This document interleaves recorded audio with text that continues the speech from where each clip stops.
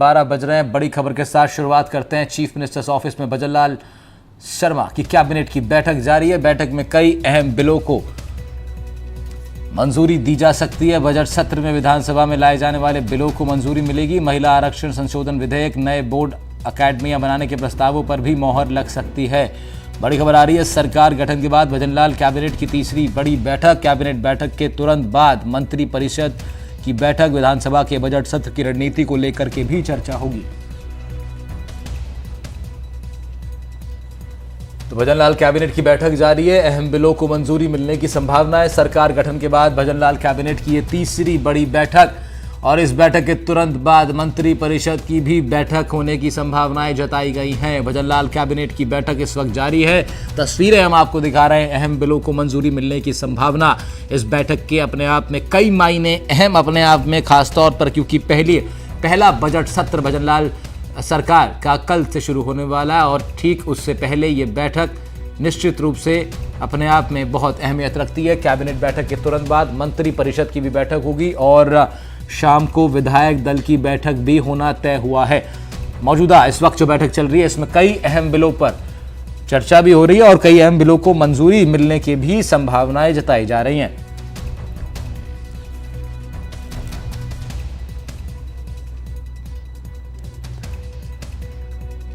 सरकार गठन के बाद भजनलाल कैबिनेट की ये तीसरी बड़ी बैठक है और इस बैठक में कई अहम विषयों पर चर्चा हो रही है। साथ ही साथ विधानसभा आने वाले सत्र में कुछ बिलों को पास कराने को लेकर के भी आपसी मंजूरी पर चर्चा हो रही है।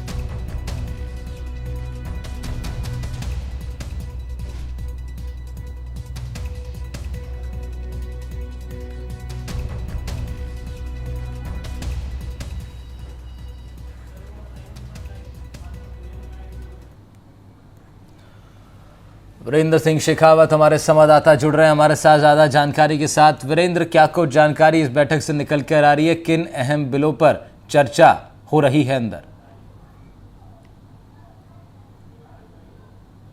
राहुल, आपको बताना चाहूँगा कि जो राजस्थान के मुख्यमंत्री भजनलाल शर्मा हैं उनकी अध्यक्षता के अंदर ये बैठक आयोजित की जाएगी और उसके अंदर तमाम जो कैबिनेट मंत्री हैं वो उस बैठक में शामिल होंगे। और साथ ही आपको बताना चाहूँगा कि मुख्यमंत्री भजनलाल शर्मा यानी कल जो सत्र स्टार्ट होगा विधानसभा सत्र, उसको लेके यहाँ पे मंथन किया जाएगा। किस तरीके से विपक्ष के मुद्दों को लेके जवाब देना है, उन पहलुओं को लेके यहाँ पे मंथन किया जाएगा। और इसके साथ ही आपको बता दें कि जो सीएमओ के अंदर मुख्यमंत्री भजनलाल शर्मा और तमाम जो मंत्री हैं वो इस मीटिंग के अंदर शामिल हुए हैं। और इसके साथ साथ आपको बताना चाहूँगा कि जो इस बार के सत्र में यानी जो राजस्थान की भजनलाल सरकार है उनके जो कह सकते हैं कि पहला जो बजट है वो जो है वो बजट सत्र है वो कल से उसकी शुरुआत होने जा रही है। और इसके साथ साथ आप देखेंगे कि तमाम जो राजस्थान के जनता है, चाहे इसमें युवा वर्ग हो, चाहे महिला वर्ग हो या फिर किसान वर्ग हो, हर किसी को यहाँ पे साधने की कोशिश की जाएगी।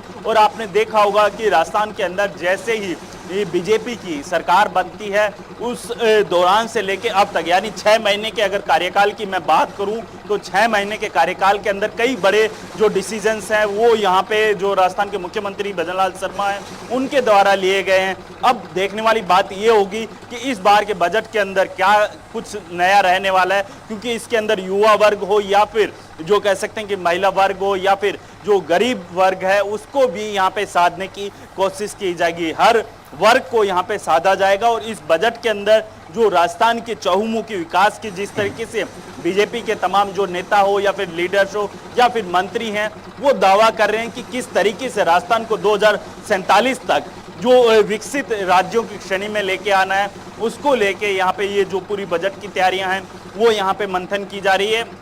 आप देखेंगे कि जो तमाम जो मंत्री हैं, चाहे इसमें आप देखेंगे कैबिनेट मंत्री हो या फिर जो राज्य मंत्री हो, सभी यहाँ पे अपने अपने क्षेत्र के विकास के लिए या फिर राज्य के विकास के अंदर किस तरीके से अपनी जो भागीदारी है या फिर जो अपनी जिम्मेदारी है वो किस तरीके से निभाते हैं ये देखने वाली बात होगी। लेकिन वहीं पे दूसरी तरफ जो विपक्ष है यानी कांग्रेस है वो पूरी तरीके से किस तरीके से सत्ता जो पक्ष है उसको घेरने का काम करना है, उसको लेके भी पूरी तरीके से विपक्ष तैयार है। और इस बार का जो सत्र होगा वो काफी हंगामेदार हो सकता है। इसके साथ साथ आप देखेंगे कि इस बार के जो सत्र के अंदर जो सबसे बड़ी बीजेपी के सामने चुनौती जिसको हम कह सकते हैं कि इसके अंदर आप देखेंगे कि जो पहले जो बीजेपी के कद्दावर नेता कहे जाते हैं, चाहे इसमें राजेंद्र राठौड़ हो, चाहे इसमें सतीश पूनिया हो या फिर गुलाब चंद कटारिया हो, तमाम नेता हैं वो इस बार सदन में नहीं है। लेकिन विपक्ष के जवाब देने के लिए कौन नेता रहेगा इसको लेके भी यहाँ पे मंथन किया जाएगा, क्योंकि सबसे बड़ी बात यह है कि इस बार कई मुद्दे हैं, चाहे महिला आरक्षण की बात कर लीजिए या फिर धर्मांतरण को लेके जो जिस तरीके से राजस्थान सरकार है एक बिल लाने की जो बात कर रही है उसको लेके भी यहाँ पे मंथन किया जाएगा। जी ठीक कह रहे हैं वीरेंद्र, नए चेहरे इस बार जब विधानसभा में होंगे तो निश्चित रूप से बहुत अहम भारतीय जनता पार्टी के लिए उन चेहरों को तैयार भी करना, ट्रेन भी करना कि किस तरह से विपक्ष के सवालों का जवाब उनको देना है। बहुत बहुत शुक्रिया वीरेंद्र सिंह शेखावत आपका हमारे साथ इस हमारी तमाम जानकारी देने के लिए।